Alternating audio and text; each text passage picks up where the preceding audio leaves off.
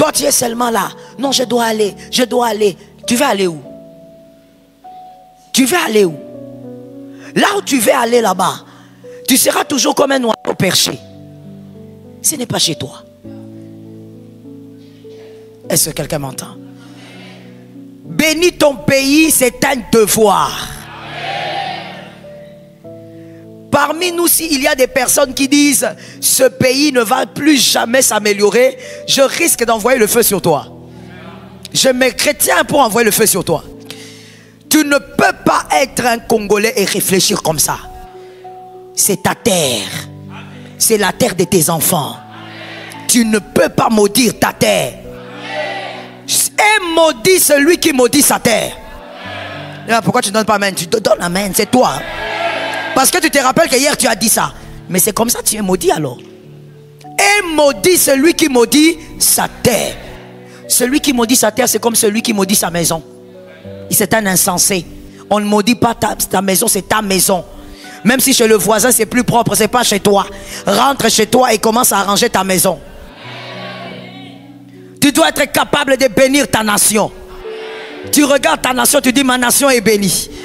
Something strange, tu sais.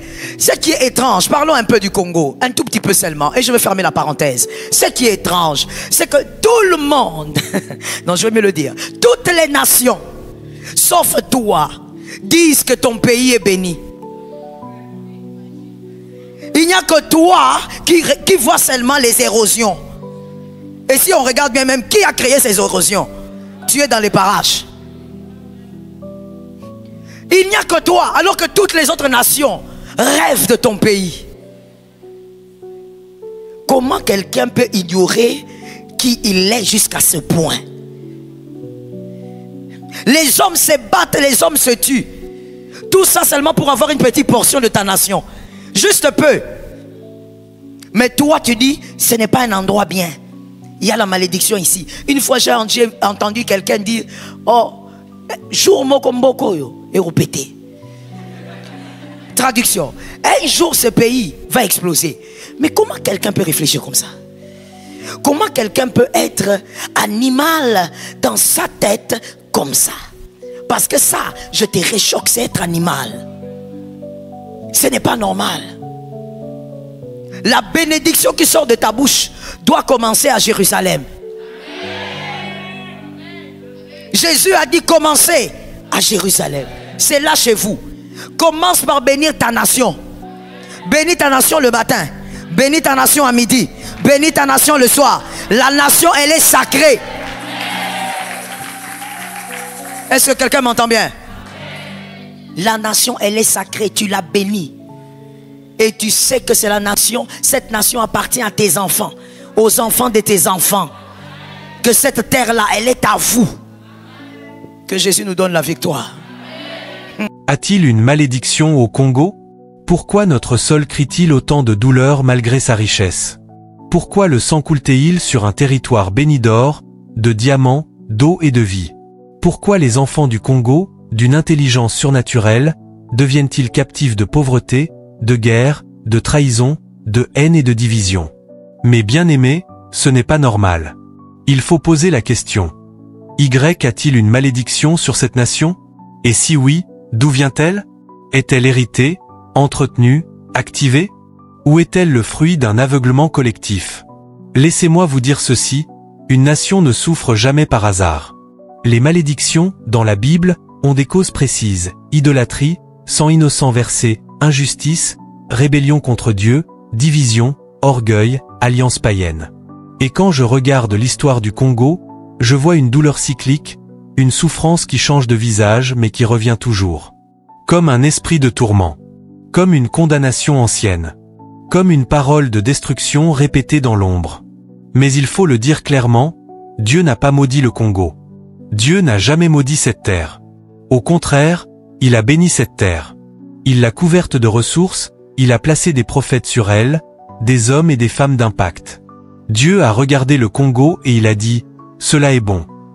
Mais ce que Dieu a béni, l'homme peut le souiller. Ce que Dieu a donné, l'homme peut le détruire par sa propre main. Il y a donc une malédiction activée par le comportement du peuple. Une malédiction qui est le fruit du péché collectif, du rejet de Dieu, du pacte avec les ténèbres, du silence des justes et de la compromission. Cette malédiction n'est pas une fatalité imposée par Dieu, c'est une conséquence d'un éloignement de la volonté divine. C'est un fruit amer qu'on récolte après avoir semé dans la chair. Car le Congo a ouvert des portes spirituelles dangereuses. Le Congo a pactisé avec des idoles, des esprits territoriaux, des coutumes démoniaques. Le Congo a tué ses justes. Le Congo a trahi ses enfants. Le Congo a accueilli des puissances étrangères qui ont versé le sang et souillé la terre. Le Congo a ri pendant que le sang des innocents criait vers le ciel. Et quand le sang crie, Dieu entend. Quand l'idolâtrie monte, Dieu se retire. Quand les justes se taisent, le silence devient une approbation spirituelle. Alors oui, il y a une malédiction active. Mais écoute-moi bien. Une malédiction peut être brisée. Le Dieu que je sers est un Dieu qui restaure les nations. Il est le Dieu qui a dit à Ninive, « Encore 40 jours et Ninive sera détruite. » Mais quand Ninive s'est repentie, Dieu a renoncé au mal qu'il voulait faire. Dieu n'est pas l'ennemi du Congo. Il est la solution du Congo. Mais il attend une génération qui se lève, une génération qui pleure devant l'autel, une génération qui refuse les compromis, une génération qui dit « Nous avons péché, Seigneur, et nous revenons à toi. » Tu veux voir le Congo guéri? Commence par guérir ton propre cœur. Tu veux voir la bénédiction revenir? Rejette la sorcellerie, rejette l'idolâtrie, rejette le tribalisme, rejette l'impureté, rejette les fausses alliances.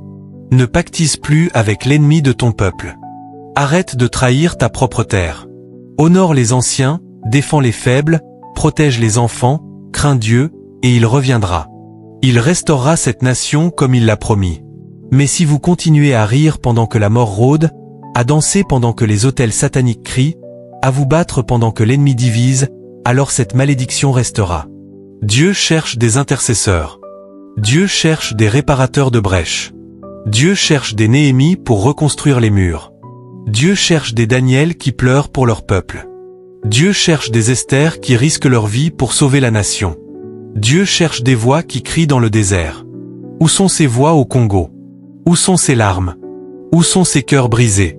Où sont ces églises qui ne cherchent plus leur gloire mais le salut du pays? Où sont les prophètes qui dénoncent avec courage, même quand ils risquent leur vie? Où sont les mères qui refusent que leurs fils deviennent des tueurs? Où sont les pères qui disent « Plus jamais ça dans ma maison » Oui, il y a une malédiction active. Mais il y a aussi une promesse.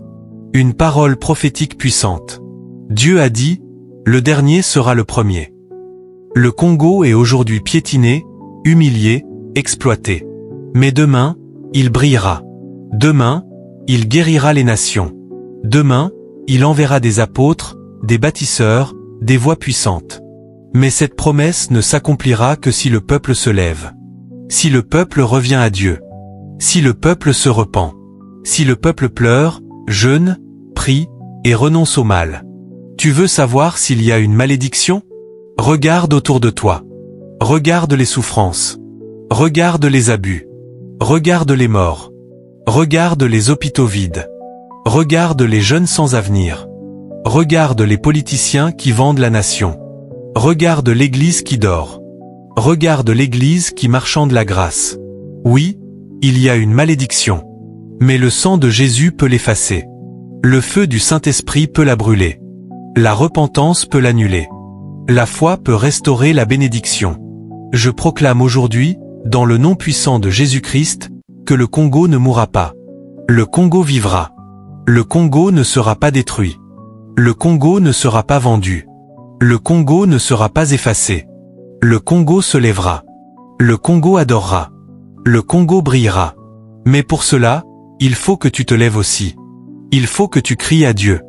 Il faut que tu refuses la passivité. Il faut que tu dénonces le mal. Il faut que tu jeûnes. Il faut que tu pardonnes. Il faut que tu marches dans la lumière. Il faut que tu sois un sacrifice vivant. Car la malédiction s'arrête là où commence l'obéissance. La destruction s'arrête là où la prière devient feu. Le chaos s'arrête là où la sainteté revient. Dieu n'a pas abandonné le Congo. C'est le Congo qui doit abandonner ses idoles. C'est le Congo qui doit se souvenir de l'alliance. C'est le Congo qui doit revenir à la croix. Alors lève-toi. Pleure si tu dois pleurer. Mais ne dors plus. Ne regarde plus. Ne détourne plus les yeux. Ne te moque plus. Ne trahis plus. Aime. Pardonne. Jeûne. Et prie. Et Dieu guérira le pays. Dieu restaurera la gloire. Dieu relèvera les ruines. Et le Congo, que tout le monde croyait maudit, deviendra une lumière parmi les nations. Parce que Dieu ne ment jamais. Parce que Dieu n'échoue jamais. Parce que Dieu est fidèle.